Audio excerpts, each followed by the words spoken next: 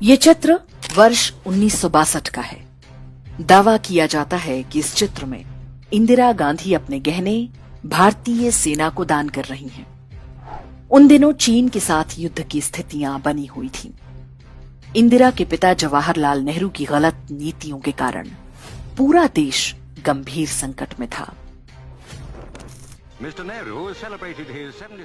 और अब ये वीडियो देखिए। जिस समय भारतीय सेना को हथियार, गोला बारूद की आवश्यकता थी, उस समय नेहरू सरकार ने विज्ञापन के रूप में ऐसे कई वीडियो बनवाए जिन्हें उन दिनों सिनेमा घरों में दिखाया जाता था।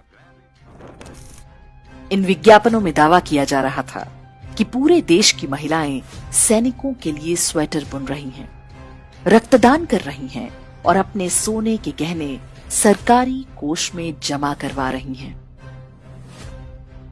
इन विज्ञापनों और प्रधानमंत्री की बेटी को गहने देते देख देश भर में बहुत सारे लोग भावुक हो उठे।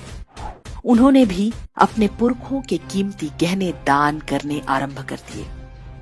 डिफेंस इंडिया फंड के नाम से चलाए गए इस अभियान में कुल 22 करोड़ रुपए नकद और अन्य वस्तुओं के रूप में जुटे थे। धन संग्रह का ये अभियान अभी आरंभ ही हुआ था कि चीन ने युद्ध विराम की घोषणा कर दी।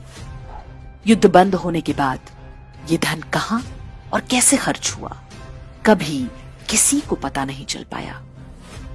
कुछ वर्ष पहले ही शोध संस्था ऑब्जर्वर रिसर्च फाउंडेशन के एक फेलो ने दावा किया कि भारतीयों से युद्ध के नाम पर जुटाए गए सोने के गहने आज भी रिजर्व बैंक के खजाने में पड़े हुए हैं। चीन युद्ध जिन क्षेत्रों में हो रहा था, वहां 0 डिग्री से कम तापमान होता है। विज्ञापनों में जो स्वेटर दिखाए गए थे, वैसे भी सैनिकों के किसी काम के नहीं थे। सोने के लिए गांधी परिवार की हवस का असली दृश्य वर्ष 1975 में आपातकाल के समय देखने को मिला। तब इंदिरा गांधी ने राजस्थान और मध्य प्रदेश समेत देश भर के कई राजघरानों पर छापे मरवाए थे। विशेष रूप से जयपुर की महारानी गायत्री देवी और ग्वालियर के सिंधिया घराने को निशाना बनाया गया। जयपुर की महारानी गायत्री देवी बहुत आकर्षक और गरिमामयी व्यक्तित्व वाली महिला थी। वे शांति निकेतन में इंदिरा गांधी के साथ पढ़ चुकी थी। स्कूल के दिनों से ही इंदिरा गांधी गायत्री देवी से अत्यंत ईर्ष्या करती थी। पत्रकार खुशवंत सिंह ने लिखा है कि इंदिरा गांधी एक आत्ममुग्ध महिला थी। उन्हें अपने से सुंदर कोई स्त्री कभी सहन नहीं होती थी। गायत्री देवी भी इसी का शिकार बनी। कहते हैं कि देश भर में राजाओं का प्रिवी पर्स बंद करने का निर्णय भी इंदिरा गांधी की इस ईर्ष्या का परिणाम था। इंदिरा गांधी को संदेह था कि गायत्री देवी के पास बहुत सारे सोने के गहने हैं। इंदिरा के आदेश पर जयपुर में पूरे महल की तलाशी कराई गई। बताते हैं कि जयगढ़ किले को पूरी तरह से खुदवा डाला था, लेकिन कुछ विशेष नहीं मिला। छापेमारी के अंतिम दिन राज परिवार से संबंधित मोती डूंगरी महल के तहखाने में 800 किलो सोना मिल गया। वो सोना वहां पर रखा है, इसकी जानकारी राज परिवार के सदस्यों को भी नहीं थी। ये सारा सोना सरकार ने जब्त कर लिया था।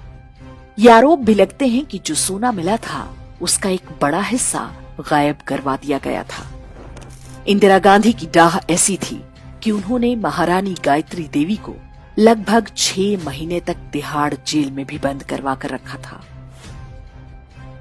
उन पर टैक्स चोरी और तस्करी जैसी धाराएं लगाई गई थी। जेल में वो बहुत बीमार थी, फिर भी इंदिरा सरकार ने उन पर रहम नहीं किया।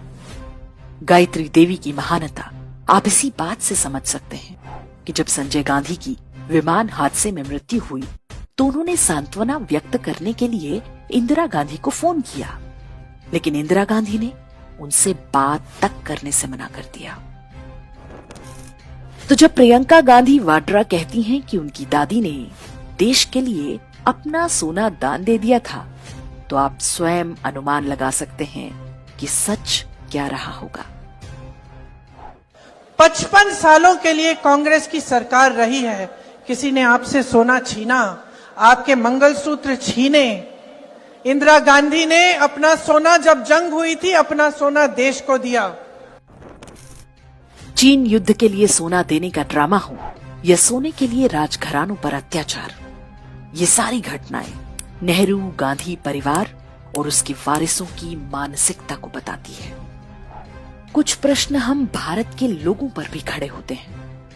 हमने ऐसे परिवार और उनकी पार्टी को इतने दशकों तक अपने सिर माथे पर बिठाए रखा। देर से ही सही उनका मायाजाल टूट रहा है, लेकिन आज भी वो अपनी खानदानी परंपरा को छोड़ने को तैयार नहीं।